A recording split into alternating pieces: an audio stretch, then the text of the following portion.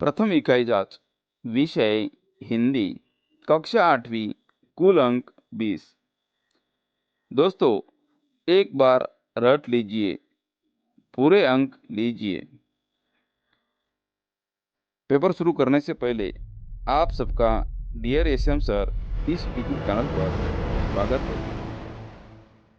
छात्रों,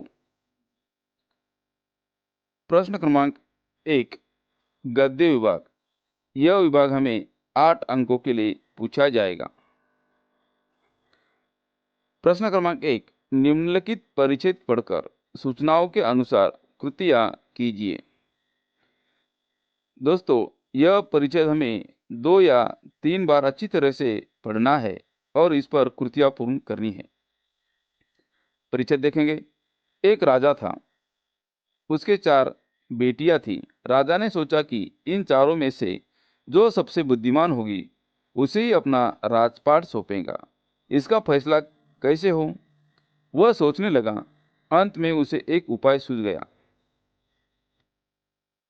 उसने एक दिन चारों बेटियों को अपने पास बुलाया, सभी को गेहूं के 100-100 दाने दिए और कहा, इसे तुम अपने पास रखो। 5 साल बाद मैं जब इन्हें मांगूंगा तो अब तुम सब मुझे वापस कर देना। गेहूं के दाने लेकर चारों बहनें अपने अपने कमरे में लौट गई। बड़ी बहन ने उन दानों को खिड़की के बाहर फेंक दिया। उसने सोचा, आज से 5 साल बाद पिताजी को गेहूं के दाने की याद रहेगी क्या? और जो याद भी रहा तो क्या हुआ, भंडार से लेकर दे दूंगी। दूसरी बहन ने दानों को चांदी की एक डिब्बी में डालकर उसे मखमल के थैले में बंद करके सुरक्षा से अपनी संदूकची में डाल दिया। सोचा, 5 साल बाद जब पिताजी ये दाने मांगेंगे तब उन्हें वापस कर दूंगी। तीसरी बहन बस सोचती रह कि इसका क्या करूं। चौथी और छोटी बहन तनिक बच्ची थी, शरारतें करना उसे बहुत पसंद था। उसे गेहूं के भुने दाने भी बहुत पसंद थे। उसने दानों को भुनवा कर खा डाला और खेल में मग्न हो गई। इस तरह से हमने यह परिच्छेद अच्छी तरीके से पढ़ा है और इस पर जो भी कृतियां पूछी जाएंगी वह हमें अच्छे तरह से पूरी करनी है। कृति क्रमांक 1, आकृति पूर्ण कीजिए। यह सवाल हमें 2 अंकों के लिए पूछा जाएगा। राजा ने चारों बेटियों को बुलाकर चारों बेटियों को गेहूं के 100-100 दाने दिए। 2, 5 साल बाद मांगने पर वापस करने के लिए कहा। इस तरह से हमने यह कृति 2 अंकों की पूर्ण की है। कृति क्रमांक 2, सही विकल्प चुनकर वाक्य लिखिए। यह कृति हमें 2 अंकों की पूछी जाएंगी।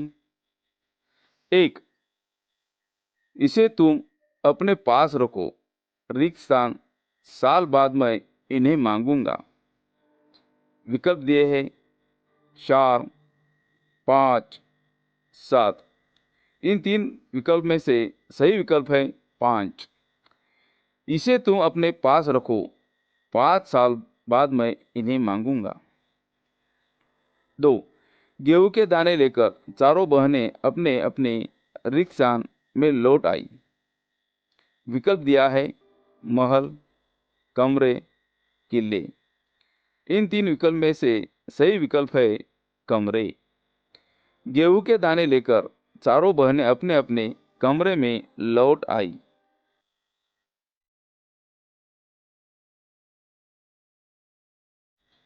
कृति क्रमांक 3, शब्द संपदा। यह कृति हमें 2 अंकों की पूछी जाएंगी। 1, निम्नलिखित शब्दों के पर्यायवाची शब्द लिखिए। शब्द यह है खेल। खेल शब्द का पर्यायवाची शब्द है क्रीडा।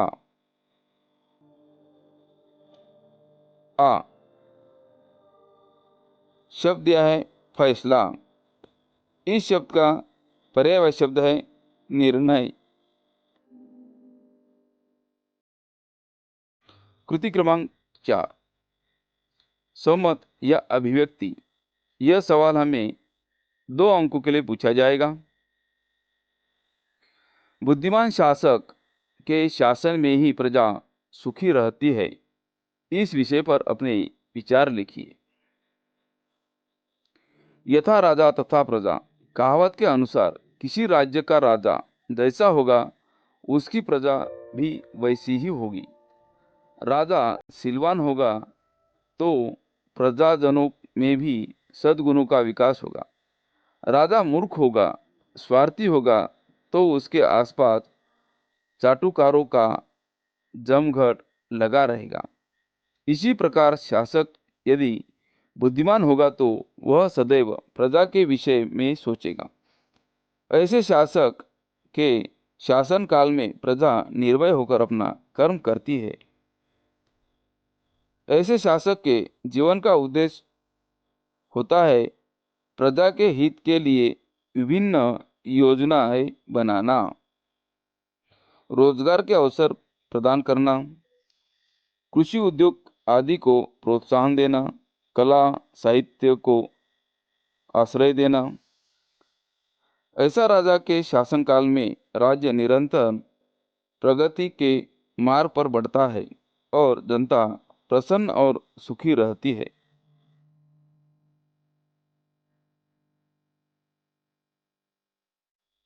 पद्य विभाग।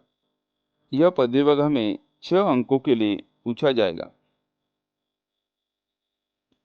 प्रश्न क्रमांक 2, निम्नलिखित पद्यांश पढ़कर सूचनाओं के अनुसार कृतियां पूर्ण कीजिए।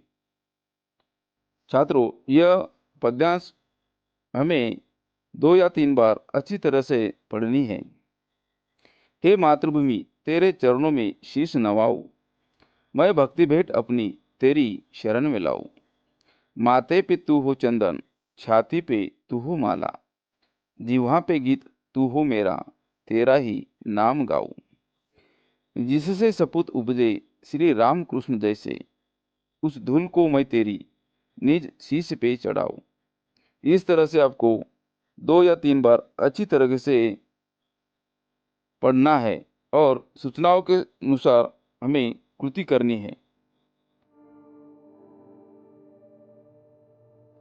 कृति क्रमांक 1, आकृति पूर्ण कीजिए। यह आकृति हमें 2 अंकों की पूछी जाएगी। हिंदू धर्म के लोग इनकी भगवान के रूप में पूजा करते हैं। 1 श्री राम, 2 श्री कृष्ण। इन दोनों की हिंदू धर्म के लोग भगवान के रूप में पूजा करते हैं।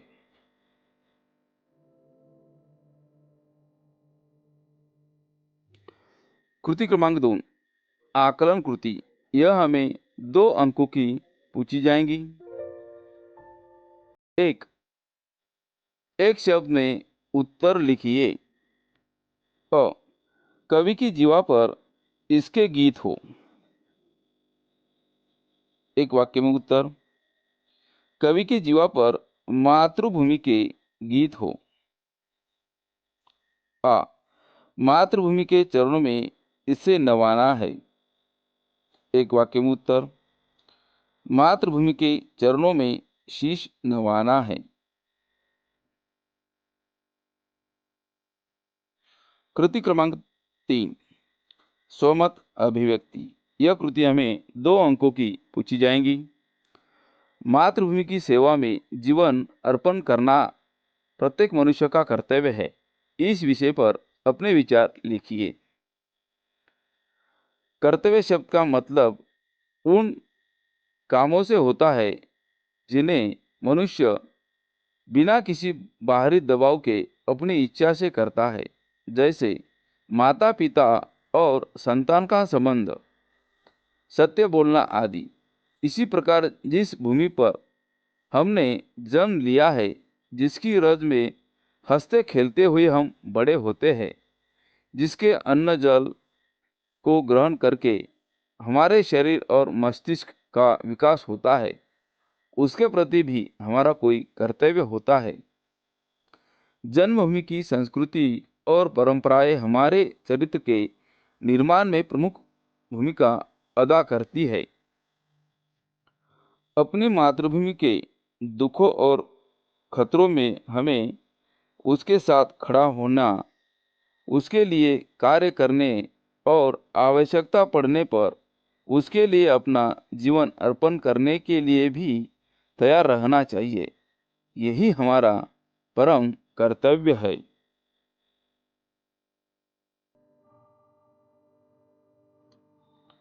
व्याकरण विभाग, यह विभाग हमें 6 अंकों के लिए पूछा जाएगा। प्रश्न क्रमांक 3, निम्नलिखित प्रश्नों के उत्तर लिखिए। 1, निम्नलिखित शब्दों के विलोम शब्द लिखिए। इसके लिए हमें 2 अंक मिलने वाले हैं। 1, यहाँ शब्द का विलोम शब्द है वहाँ। 2, आज इस शब्द का विलोम शब्द है कल।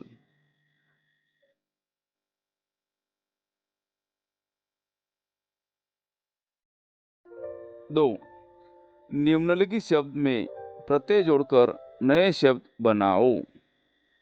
यह सवाल हमें 2 अंकों का पूछा जाएगा। शब्द दिया है तैयार, प्रत्यय जोड़कर शब्द बनता है तैयार अधिक ई।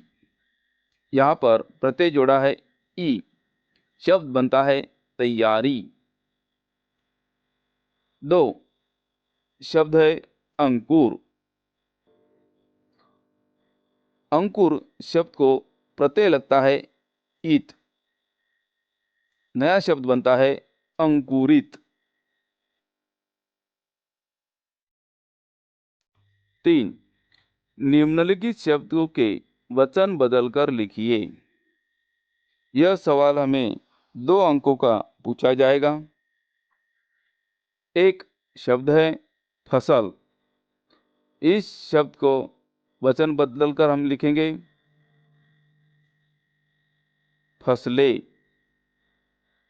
2, शब्द है हवा, वचन बदलकर शब्द बनता है हवाएं। दोस्तों, इस तरह से हमने हिंदी विषय का पेपर 20 अंकों का पूर्ण किया है और आप भी इस तरह से पूरे 20 अंक लीजिए। धन्यवाद।